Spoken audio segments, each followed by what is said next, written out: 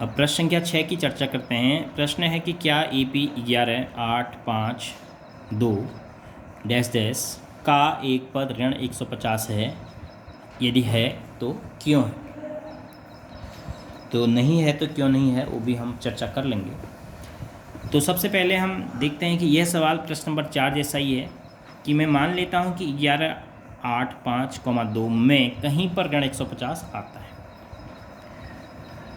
तो इसके हल करने में हमने 4 की तरह चलना पड़ेगा कि माना AN बराबर ऋण 150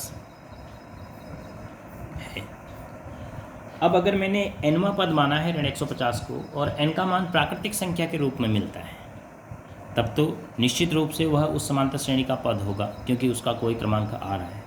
अगर नहीं मिलता है, भिन्नात्मक मिलता है, दशमलव में मिलता है n का मान, तो हम उसको एक्सेप्ट नहीं करेंगे क्योंकि किसी भी समांतर श्रेणी के पद का क्रम 1 2 3 4 5 6 प्राकृतिक संख्या के रूप में होगा n का मान।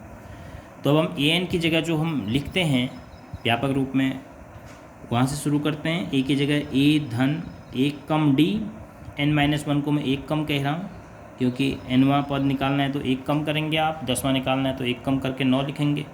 तो a की जगह 11 है धन n ऋण 1 गुणा, अब d में आपने ध्यान देना है कि दूसरे में से पहला घटाओ, तीसरे में से दूसरा घटाओ, तो हर बार आप ऋण 3 प्राप्त कर रहे हो, तो बराबर ऋण 150। ये यहाँ से 11 का हम पक्षांतर कर सकते हैं, n ऋण 1 गुणा ऋण 3 बराबर ऋण 150 ऋण 11 है, तो n ऋण 1 गुणा ऋण 3 बराबर ऋण 161, तो n ऋण 1 बराबर ऋण 161 बट्टे ऋण 3। गुणा के बाद हम पूरे को ही पक्षांतर कर देने तो ऋण 3 भाग में जाएगा, ऋण से ऋण में भाग धन हो गया, तो n ऋण 1 बराबर 3 से इसे भाग दे दो, या नहीं दे रहे हो तो रुक जाओ, 1 का पक्षांतर कर लेते हैं। n बराबर 161 बटे 3 धन 1, तो ये हो गया आपका 161 धन 3 बटे 3, तो 164 बटे 3। 164 में अगर आपको 3 का भाग देना है तो 6 4 10 1 11, 3 का विभाजिता परीक्षण फेल हो रहा है, नहीं जाएगा। फिर भी अगर आप कोशिश करते हैं भिन्नात्मक रूप में लिखने की, 3 पंचे 15 1, 3 पंचे 15 1 बचा 4, 3 चको 12, 54 सही 2 बट्टे 3। तो n का मान 54 नहीं आया, n का मान 55 नहीं आया, बल्कि n का मान आया है 54 सही 2 बट्टे 3, जो कि किसी भी पद के क्रमांक के लिए स्वीकार्य नहीं है। चूंकि n एक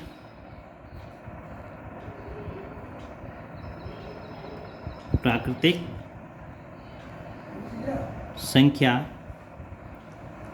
होती है, समांतर श्रेणी में जो n होती है वो एक प्राकृतिक संख्या होती है, इसीलिए ऋण 150 AP का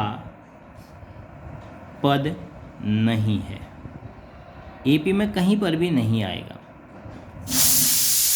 अब इसको समझते हैं, ये तो आपका सॉल्व हो गया। अब समझते हैं कि क्या हो रहा है। देखो 54वां पद क्या है, 54वां पद ये आपके काम करने के अतिरिक्त है, केवल समझने के लिए, इसको नोट नहीं करना है फेयर कॉपी में। a धन 53d, अगर इसका मान निकालते हैं तो a है आपका 11 है धन 53 गुणा ऋण 3, तो 53 तियाँ 50 तियाँ 150 159 धन 11, पहले मैंने इसको आगे लिख दिया, तो 149 ऋण 148 हो गया। ऋण 148 आया आपका 54वां पद। अब 54वां पद ऋण 148 आया तो 55वां पद क्या आएगा, 55वां पद आएगा आपके पास 54वें पद में जोड़ देंगे फिर कॉमन डिफरेंस d, तो ये हो जाएगा आपका ऋण 151। अब देखो ये 150 छूट गया, अर्थात इस समांतर श्रेणी में एक ऋण 148 के बाद अगला है ऋण 151। तो सीधी सी बात है कि ऋण 150 इस समांतर श्रेणी का पद है नहीं, वो छूट गया। 54वें स्थान पर ऋण 148 है, 55वें स्थान पर ऋण 151 है। तो आपको नोट यहाँ तक करना है। तो इस प्रकार हम इस प्रश्न को कर पाए कि दिखा पाए कि ऋण 150 जो है दी गई समांतर श्रेणी का कोई भी पद नहीं है, क्योंकि अगर वो पद होता तो निश्चित रूप से